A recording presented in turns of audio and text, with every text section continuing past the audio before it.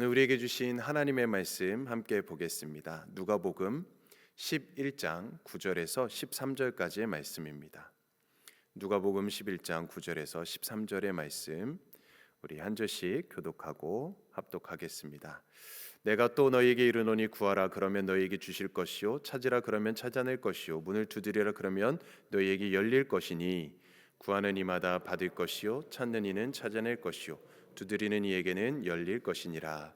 너희 중에 아버지 된 자로서 누가 아들이 생선을 달라 하는데 생선 대신에 뱀을 주며 알을 달라 하는데 정갈을 주겠느냐? 너희가 함께 있습니다. 너희가 악할지라도 좋은 것을 자식에게 줄 알거든 하물며 너희 하늘 아버지께서 구하는 자에게 성령을 주시지 않겠느냐 하시니라. 아멘. 네, 오늘도 이 자리에 오신 우리 성도님들 한 사람 한 사람 모두에게 주님의 평강 또 은혜 또 하나님의 복이 충만하시기를 간절히 축복합니다. 아멘. 오늘은 끈질긴 기도라는 제목으로 함께 은혜를 나누고자 하는데요. 제목에서도 아마 기도에 대해서 또 이렇게 함께 우리가 은혜를 나누겠구나라는 생각을 해보게 될 것입니다. 어떻게 보면은 우리 믿음의 사람들은 모두가 다 이 기도로 늘 하나님께 나아가지 않습니까? 그래서 너무나도 중요한 부분을 함께 나누기를 원합니다. 특별히 오늘이 이제 거의 제가 우리 뉴욕 성결교회에 와서 사역한 지 1년째가 돼가는 그런 날입니다. 제가 4월 마지막 주에 왔는데 어느덧 시간이 이렇게 빠르게 지나갔습니다. 1년이 마치 10년처럼 느껴지는 그런 시간인 것 같습니다. 처음 와서 새벽 설교부터 수요 설교 뭐 이렇게 하여튼 주어지는 대로 사역들을 감당했는데 또 1년이 된 딱 이 시점에 또 새벽 설교, 수요 설교 또 이렇게 한 주간 또 귀하게 이런 사역을 감당할 수 있음에 감사를 드리고 1년 동안 정말 많은 은혜가 있었던 것 같습니다. 정말 우리 뉴욕 성결교회 와서 큰 은혜를 누리면서 정말 귀한 시간들을 보내고 있습니다. 너무나도 감사한 시간이고 1년 동안 또 하나님께서 함께해 주신 그 모든 것에 영광을 올려드립니다. 네, 정말 어떻게 돌이켜 보면은 정말 기도를 많이 했던 것 같습니다. 여기 오기 전부터도 정말 하나님께 기도하고 또 기도하다가 어떻게 이렇게 뉴욕 성결교회로 오게 되었습니다. 심지어는 금식하며 기도했거든요. 하나님의 뜻을 보여주십시오. 하나님의 뜻을 알게 하여 주십시오. 하나님께서 인도하실 곳이 어딘지 모르지만 하나님께서 분명히 가장 선하게 복되게 가장 좋은 길로 인도해 주실 것입니다 라는 그런 믿음으로 하나님께 간절히 기도했습니다. 하루 금식 기도를 아내와 함께 시작을 해서 120일을 금식을 기도를 했습니다. 40일 동안 온전히 세 끼를 금식하기는 자신이 없어서 하루에 한 끼씩 해서 120일을 한번 하루 한 끼씩 금식해보자 같이 함께 기도하고 또 이렇게 매해마다 하루 한 끼씩 120일을 금식 기도해 보려고 그렇게 도전을 하고 있습니다. 그렇게 하다가 우리 뉴욕 성결교회 와서 벌써 1년이라는 시간이 지나가게 되었으니 얼마나 감사한 그런 일인지 모릅니다. 자, 그래서 오늘 이 시점에 한번 우리 기도에 대해서 더 같이 은혜를 나눠보고자 합니다. 자, 오늘 본문 말씀을 보면 어떻게 시작을 하죠? 구하라 그러면 너에게 주실 것이요 찾으라 그러면 찾을 것이요 문을 두드리라 그러면 너에게 열릴 것이니라. 이 말씀은 저에게 굉장히 특별한 말씀입니다. 암송하기도 굉장히 편안한 말씀이고 또 이 말씀을 이렇게 보면서 생각하면서 기도하면 하나님께서 뭔가를 이루어 주실 것 같은 그런 또 느낌이 들기도 합니다. 또 이 말씀은 제가 그 군대에 갈 때 특별히 군대를 이렇게 지원을 할 때 저는 군종병으로 지원을 했거든요. 그때 그 면접을 보고 군종병은 아무나 뽑는 게 아니라 면접을 보고 또 여러 가지 심사를 거쳐서 뽑히게 됩니다. 병사인데도. 근데 그 당시에 이제 제가 그 면접을 볼 때 암송하고 있는 말씀이 무엇이냐, 좋아하는 말씀이 무엇이냐라고 할 때 저 마태복음 7장 7절, 지금은 이제 누가복음이지만 마태복음 7장 7절이 같은 동일한 말씀이지 않습니까? 그래서 그 말씀으로 이렇게 이야기를 하면서 이런 간절함으로 지원하게 되었습니다 해가지고 군종병에 뽑히게 되었었거든요. 그래서 군 생활을 또 군종병으로 군인 목사님을 섬기면서 그렇게 2년이라는 시간을 은혜롭게 보내는데 그래서 너무나도 특별하게 다가오는 말씀입니다. 오늘 말씀이 이렇게 시작이 됩니다. 뭔가 이 말씀을 보게 되면은 뭔가 우리가 계속 끈질기게 끊임없이 꾸준하게 하나님께 기도해야 될 것만 같지 않습니까? 근데 이 말씀은 예수님께서 제자들에게 하신 말씀입니다. 교회 다니지 않는 사람도 심지어는 이 말씀을 알 정도로 유명한 그런 말씀이지요. 만일 어떤 사람이 여러분에게 구하십시오, 찾으십시오, 문을 두드려 보십시오, 그러면은 열릴 것입니다, 이루어질 것입니다 라고 한다면 그것을 기뻐하지 않을 사람은 아무도 없을 것입니다. 그렇겠죠? 한국의 옛 조상들은 우리 어머니들을 보게 되면은 참 기도를 많이 하셨습니다. 꼭 믿음 이렇게 교회를 다니지 않아도 뭔가 물을 정한수를 떠놓고 새벽마다 천지신명께 빕니다 하면서 새벽마다 이렇게 물을 떠놓고서 간절히 기도하면서 빌지 않았습니까? 추우든지 더우든지 상관없이 언제나 항상 기도하는 그런 습관들이 있었습니다. 또 만화나 동화 속에서 보면 사람들의 이 기대하는 것이 투영된 그런 만화나 동화들이 많이 있지 않습니까? 예를 들면은 우리나라의 도깨비에 대한 그런 동화들이 있지 않습니까?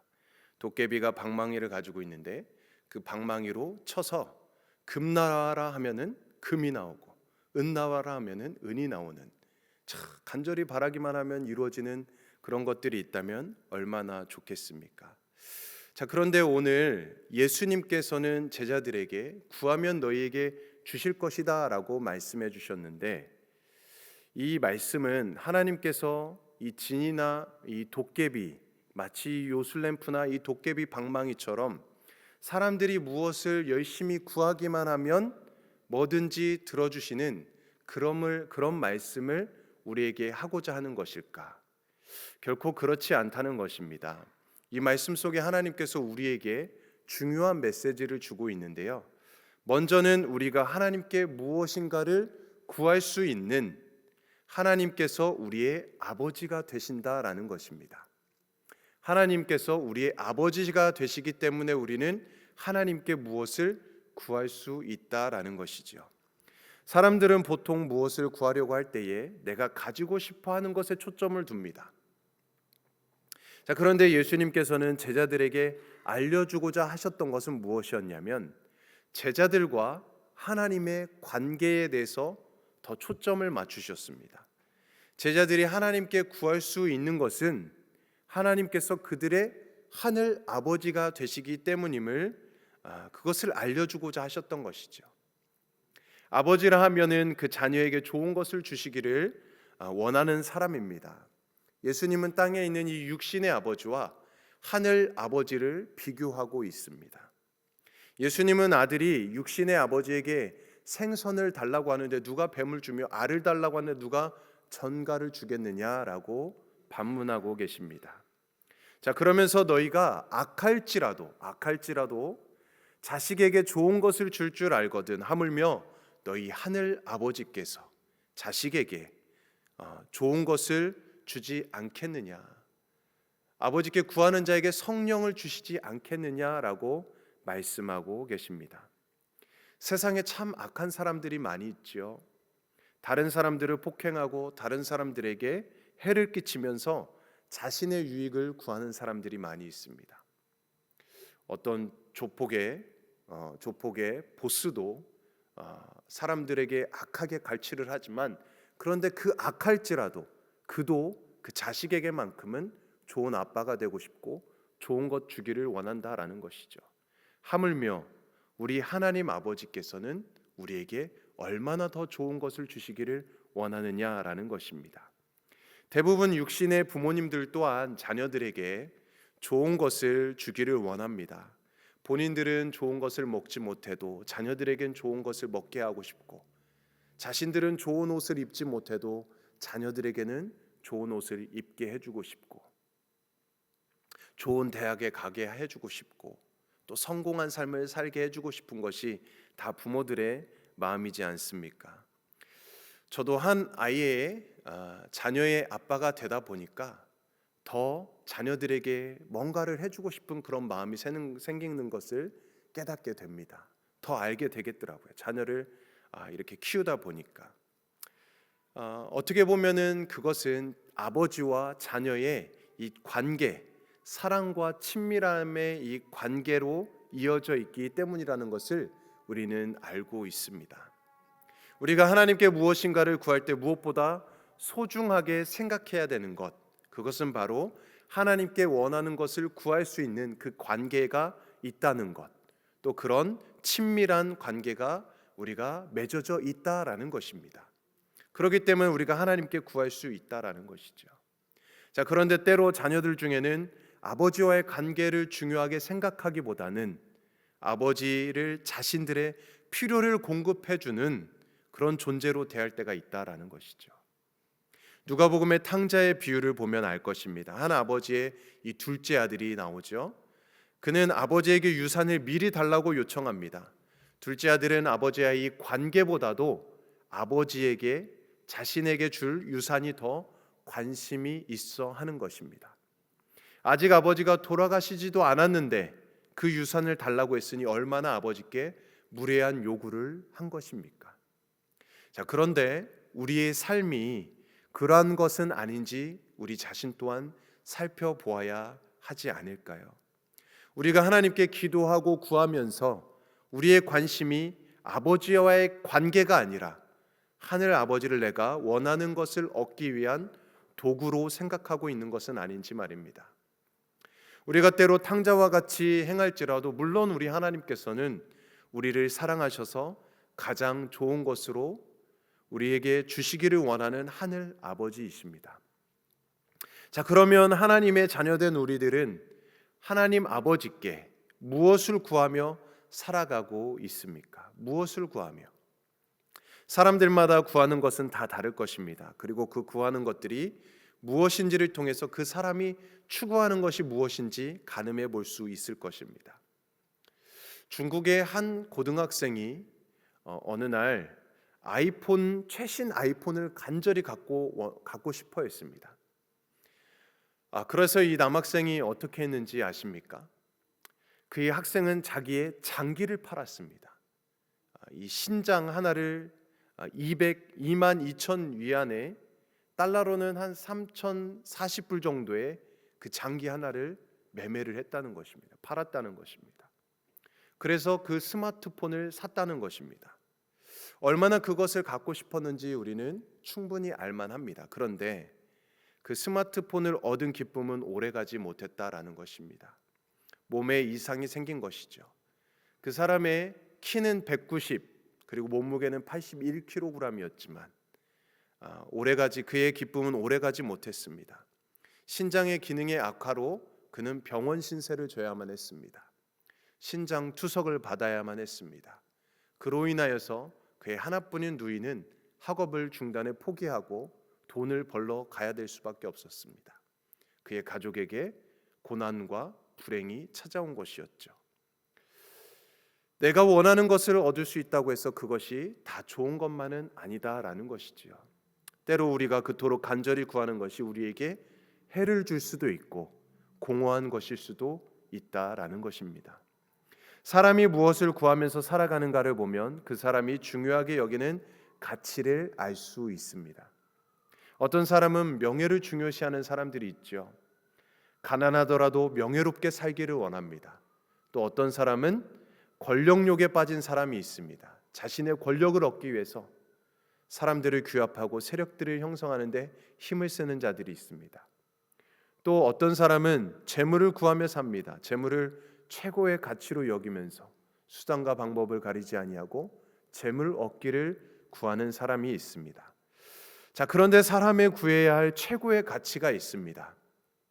이 모든 것을 구하기 전에 우리가 구해야 할 것이 있습니다. 우리는 하나님 아버지를 먼저 구해야 될 줄로 믿습니다. 하나님께서는 당신의 백성, 자녀들이 무엇을 구하며 살아가야 할지를 성경에서 말씀해 주고 있습니다. 역대상 16장 11절에 이렇게 말씀합니다. 여호와와 그의 능력을 구할지어다. 항상 그의 얼굴을 찾을지어다 라고 말씀합니다. 그의 능력을, 그의 얼굴을 항상 찾을지어다. 하나님께서는 당신의 백성들이, 또 당신의 자녀들이 하나님 구하기를 원하고 계십니다. 심지어 우리 예수님께서는, 하나님이신 우리 예수님께서도 예수님의 사역을 보게 되면 예수님은 사역의 전부가 기도의 삶이었음을 우리는 알게 됩니다. 하나님을 구하고 하나님을 찾으셨습니다. 사역을 하시기 전에도 40일 동안 광야에서 금식 기도를 하셨고, 세례를 받으실 때도 먼저 기도하셨고, 제자들을 뽑으실 때도 기도하셨습니다. 또한 70명의 제자를 파송하실 때도 기도하셨고, 그 70명의 제자들이 승리하고 돌아올 때에도 함께 기도하셨습니다.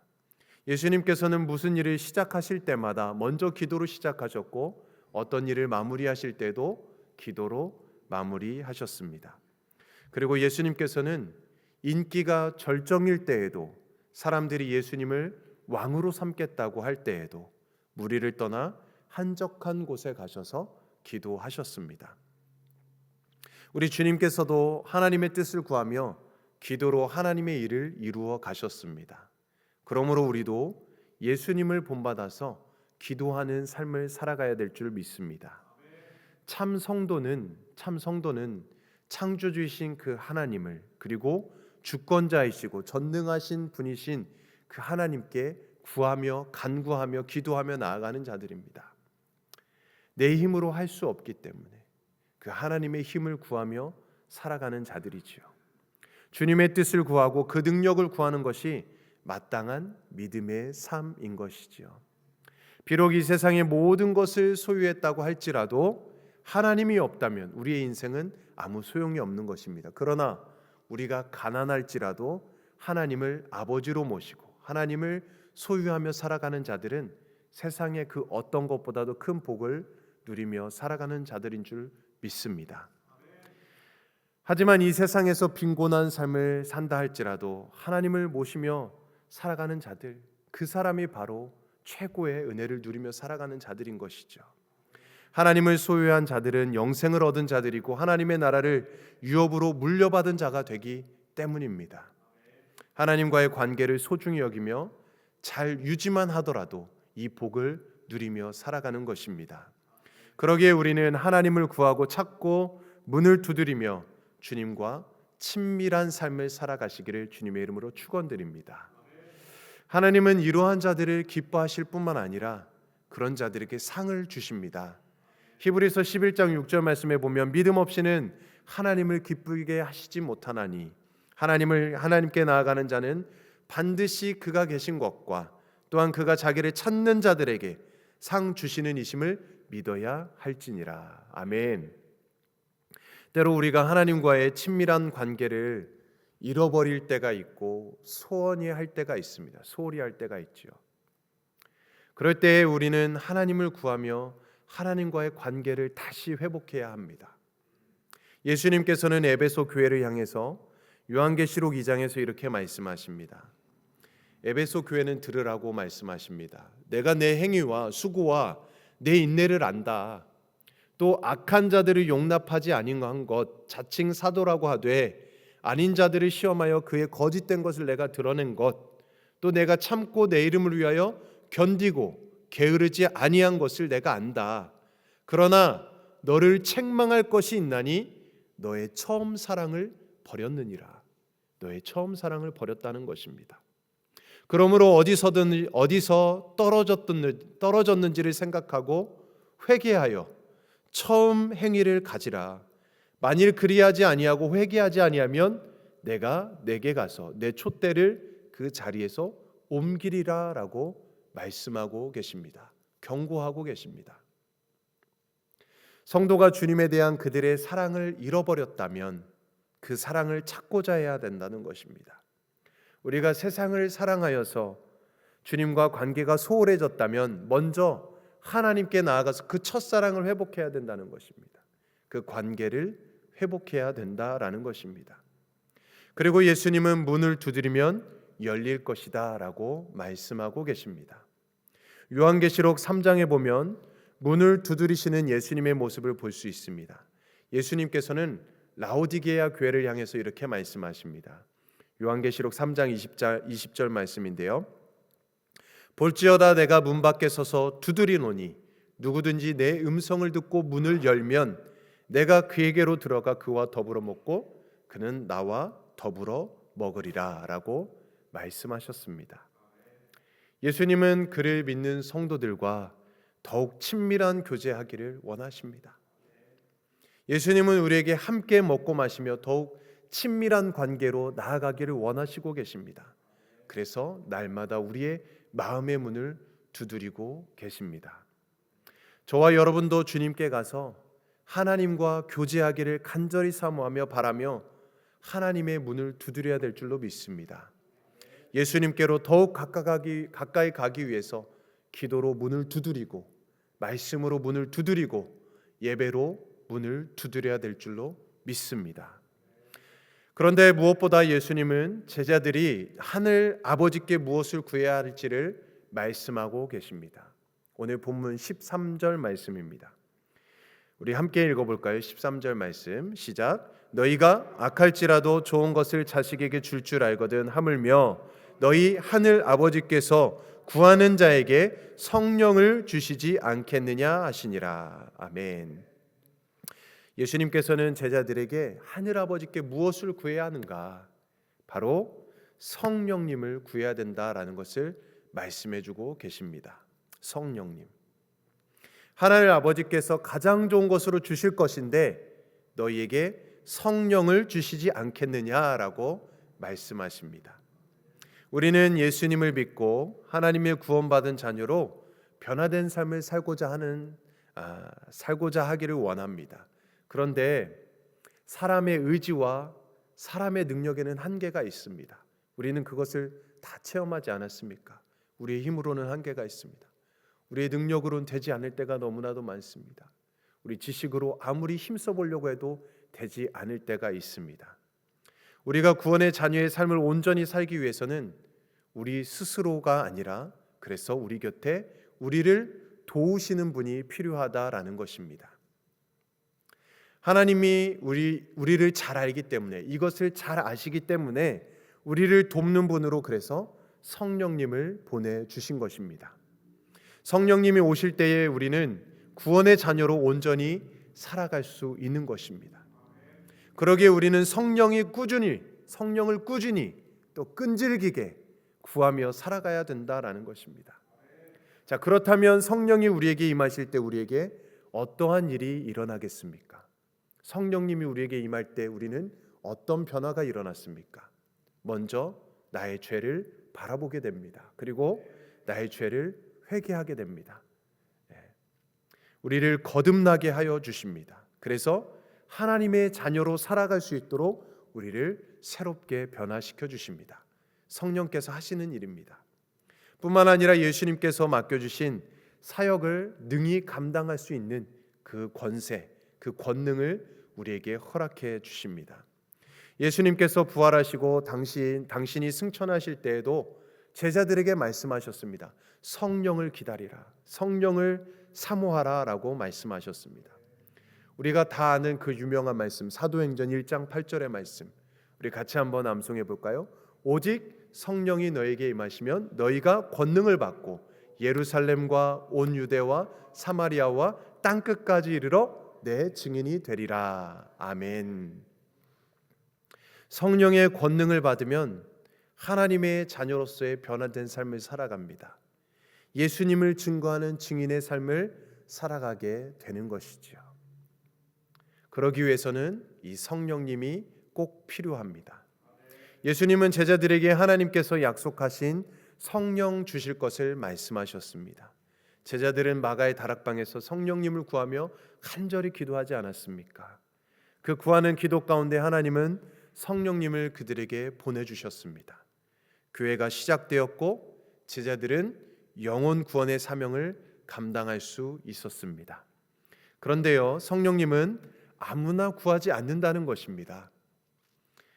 세상의 정욕으로 물든 사람들, 욕심으로 가득 채워져 있는 사람들은 성령을 구하지 않습니다. 성령을 구하는 사람은 정말로 영적으로 거듭난 자들, 하나님의 뜻대로 거듭난 삶을 살아가기를 사모하는 자들이 구하기 마련입니다. 그리고 하나님께서 우리에게 맡겨주신 사역을 감당하고자 하는 자들에게 성령의 놀라운 은혜가 임하게 되는 것입니다. 우리가 믿음 생활을 하다가 보면은 하나님께 구하는 내용이 달라지기 마련입니다. 처음에는 우리가 각자 원하는 것을 얻고자 기도하지요.